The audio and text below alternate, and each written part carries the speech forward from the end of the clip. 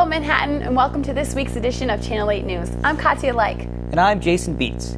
We've got an exciting and packed show for you this week, so get ready. Today's edition of Channel 8 News, we have some amazing adventures for you for the fall of fun. And our reporter took a local visit to the new hotspot. Also, construction is all over Manhattan. But how are local businesses handling the craze? Find out in just a bit. And K-State shook their stuff when the Blue Man Group paid a visit to our Purple Sea. All this and more coming up on Channel 8 News.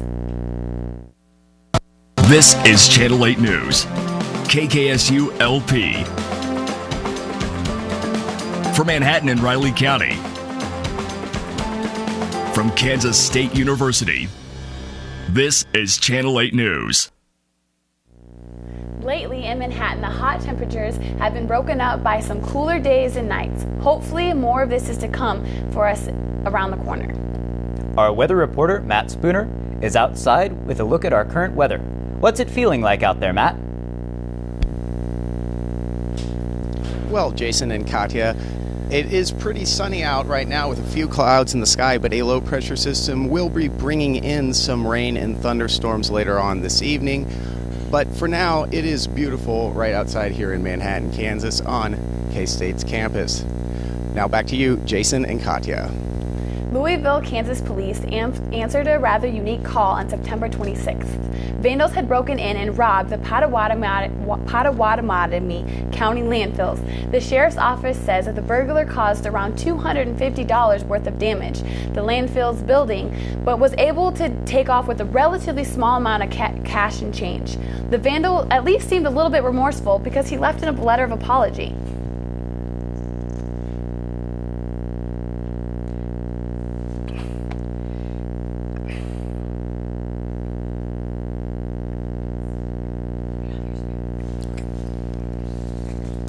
Seth Child Carmike Cinema recently fired a staff leader employee after she posted a Facebook status about the military. Quote, "Everyone is constantly glorifying the military, calling them heroes, etc. War is not heroic. Saying no to violence and solving problems peacefully is heroic.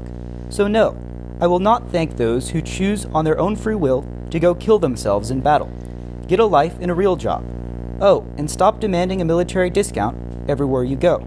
You're no better nor no more deserving than a civilian." End quote. Next show, we will have further commentary for you. Many people have experienced the struggles of attempting to check out a specific book at the library only to find that it's not there. But it's not because the book is simply checked out. It's rather because it's just not allowed. Reporter J. Ryan Roberts has the story. As a kid, I loved reading Captain Underpants, but many kids don't have that luxury. A K-State group gathered to deal with an issue that affects all ages. He was in the world, and the world came into being through him, yet the world did not know him. A book reading in Bosco Plaza. The feet dangle. 2 pairs of red shoes, 1 pair of blue. But these aren't just any books. These books are banned. Pretty soon the dust devil filled with color. Long john red, neckerchief yellow, sock blue, and even fancy vest purple. Why, it almost looked like a smudgy rainbow. Held in the last week of September, Banned Book Week is a national event that celebrates the freedom to read. Freedom of information is really important, so I want to come out here and kind of support the library and what they're doing. Banned Book Week was launched by the American Library Association in 1982. In the last 31 years, more than 11,000 books have been challenged in the United States alone. But why should people care that books are banned? Just to be aware that these books that they've probably heard before are banned somewhere. Ready Player One is banned in places, Hunger Games is banned in places, and I think those are books that people wouldn't realize are banned, and in certain places they're not allowed to read those books. Some people don't have that freedom that they have. I myself did not know him, but I came baptizing with water for this reason, that he might be revealed in Israel. This is a reading from the Bible. In the rapid-paced world of 2013, the Bible is still banned or restricted in many countries, including North Korea. Who are you? Let us have an answer for those who sent us. According to the American Library Association, over 400 books were officially challenged in 2012. while some for obvious reasons. Why Captain Underpants ranked above 50 Shades of Grey is not quite clear.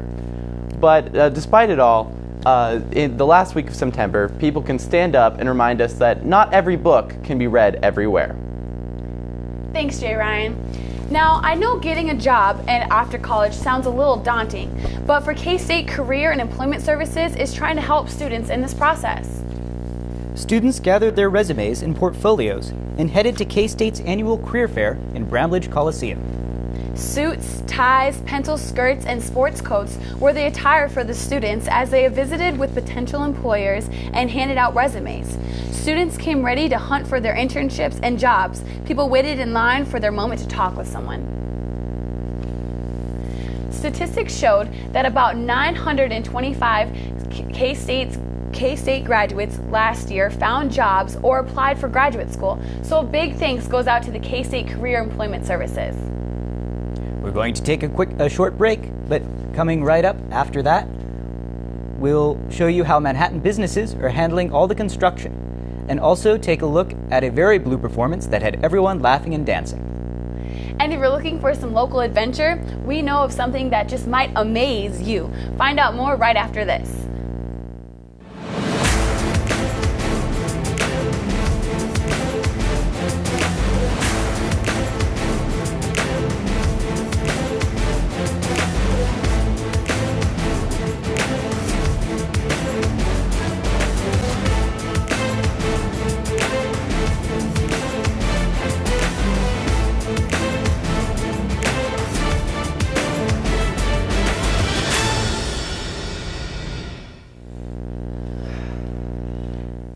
State University's PowerCat Financial Counseling presents SALT, a game-changing financial tool.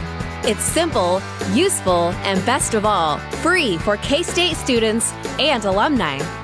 SALT provides personal money coaches, help with student loans, and a wide range of career opportunities. Go online to kstate.edu/SALT and see what SALT is all about. Get money smart today. Welcome back to Channel 8 News. I'm Katya Like. And I'm Jason Beats. Remember to follow us on Twitter at Channel 8 KSU and on Facebook, Channel 8 News KSU. It's hard to imagine a time when there wasn't construction going on in Manhattan. Lately, it seems the streets of Manhattan have been covered in a sea of orange cones. Channel 8's Courtney Liebel went to see what all the holdup is about. As students, we know how frustrating it is, but I met with a local business that's right in the middle of the clutter that's had to adjust to all the construction. Construction on Point started during the summer and looks like it'll be continuing throughout the school year.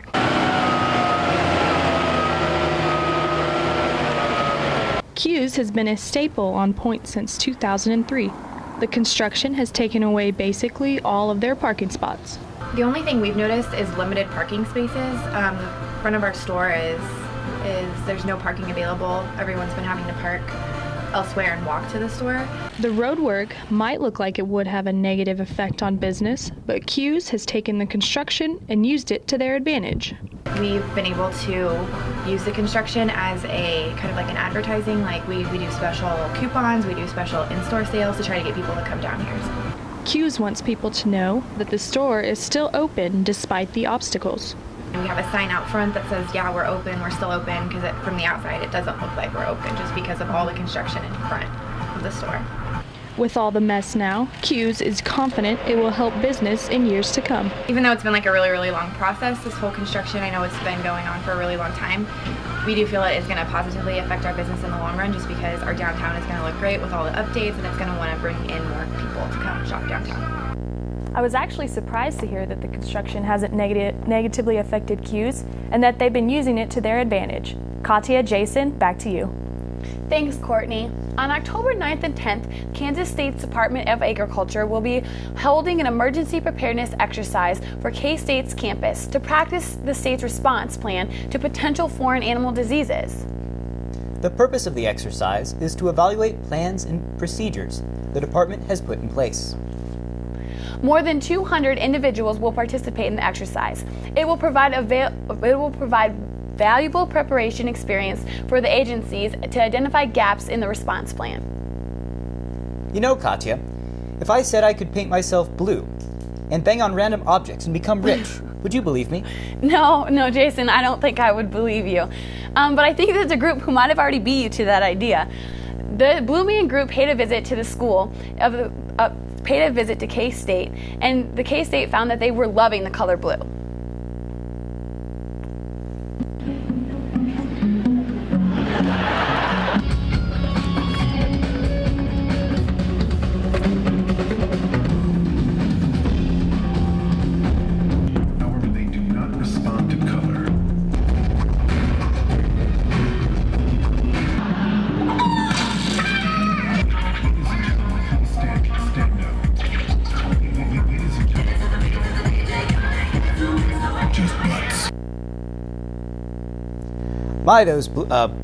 That Blue Man Group is talented. It's Yes. amazing what they can do with lights and dance. Yes, I would definitely agree. We go from blue to orange as the fall season comes with the sight of pumpkin patches. Local residents can get into the pumpkin picking spirit by visiting Britt's Garden Acres, just outside Manhattan. Visitors get a chance to enjoy hay rides, and they get up close and personal with the small, cute animals. They also get to pick out their own pumpkins from Britt's farm, and it's open every weekend in October. With admission, visitors not only get to go on hay rack rides and pick pumpkins, but also enjoy a big slide, giant seesaw, and even a potato launcher. There's even more than that at Britt's farm. Channel 8 News reporter Emily Waring shares another exciting attraction that visitors get to experience. Ghosts and goblins are the usual scares during the fall season, but for some, getting lost in a corn maze can be just as scary. The wind rustles the corn. It's finally fall, and corn mazes are popping all up around Kansas. And right now we're here at Britt's farm just outside of the Manhattan, and you can see I'm in a corn maze. Should I take a left? Dead end. Oh no. No, right. Where's the exit? With a choice of an easy maze that takes 10 minutes or a hard 30-minute maze, there is something for everyone. Have you gone through the corn maze? Not yet. That's on our list. This was not the first time that visitors got to enjoy the mazes. We have been doing a corn maze of sorts for probably 12 years. And this was just the first day.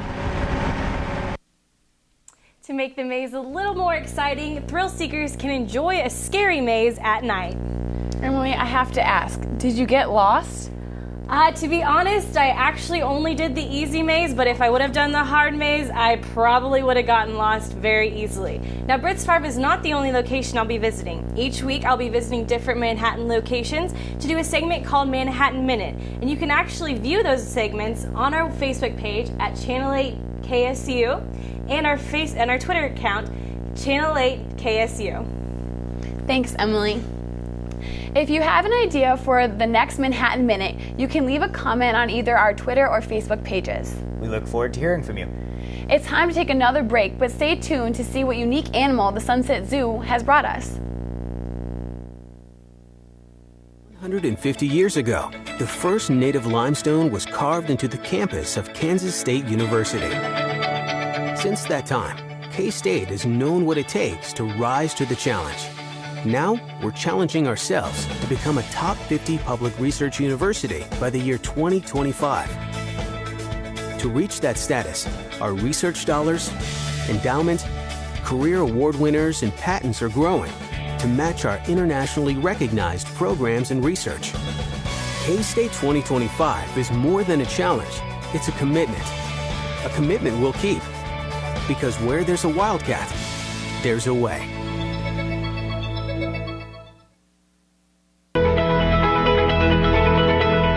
Around here, school pride isn't just some slogan on a t-shirt.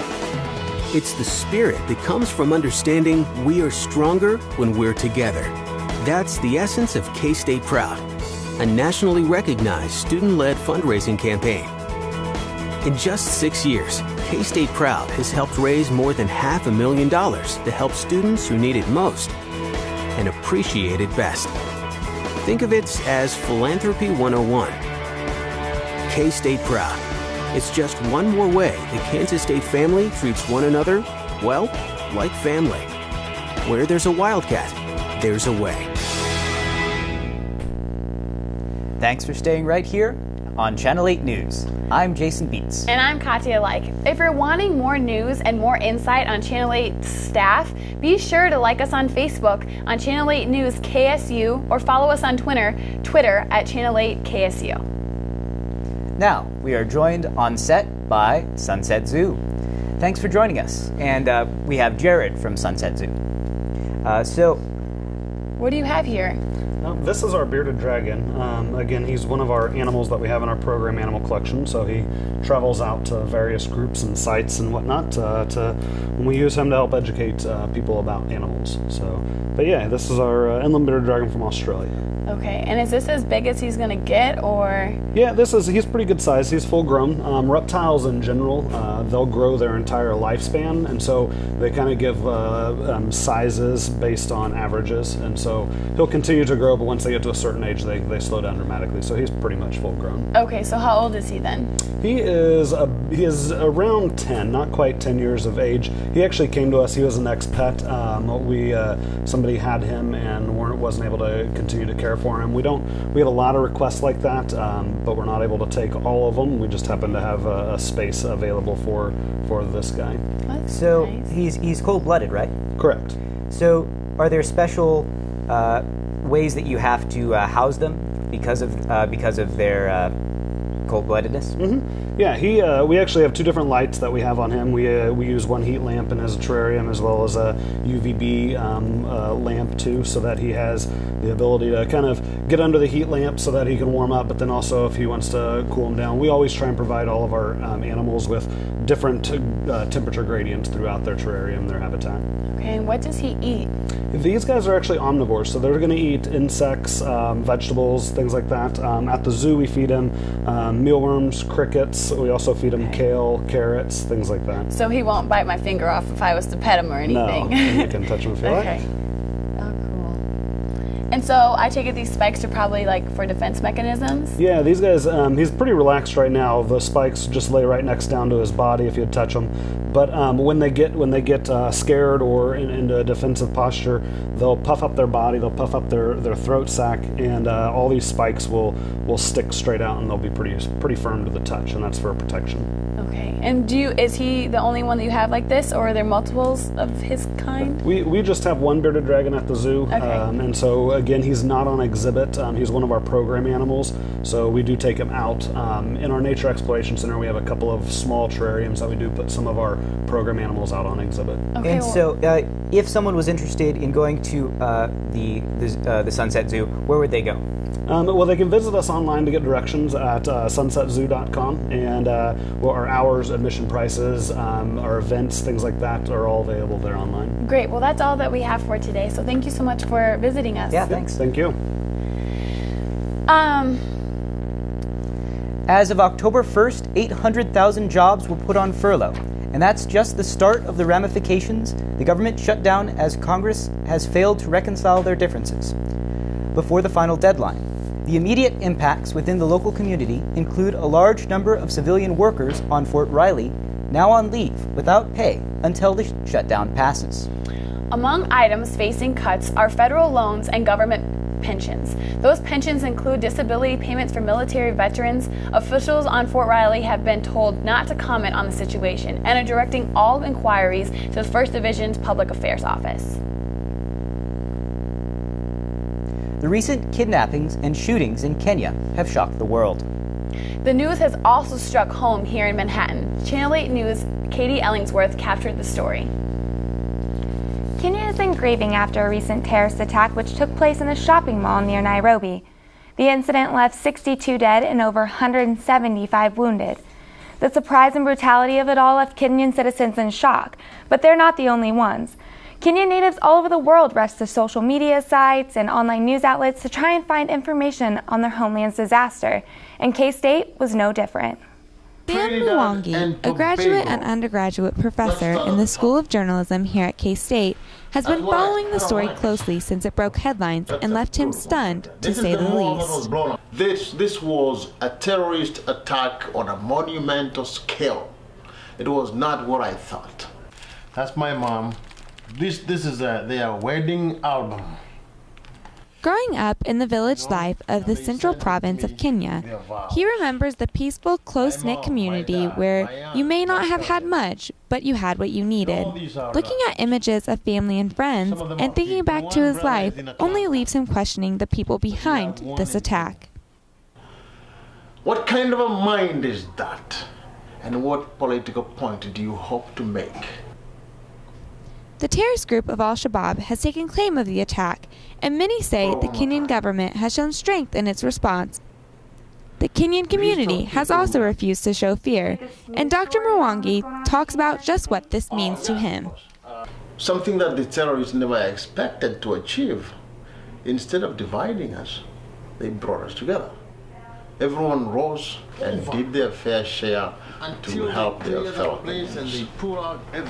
You realize how temporary life is, and the fact that you can be here now and gone tomorrow.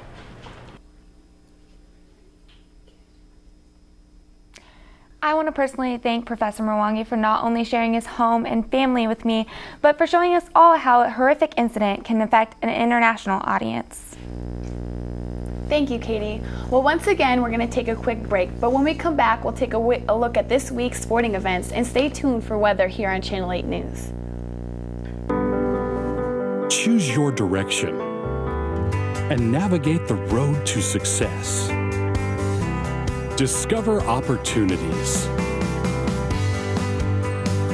Make connections. Reach your destination.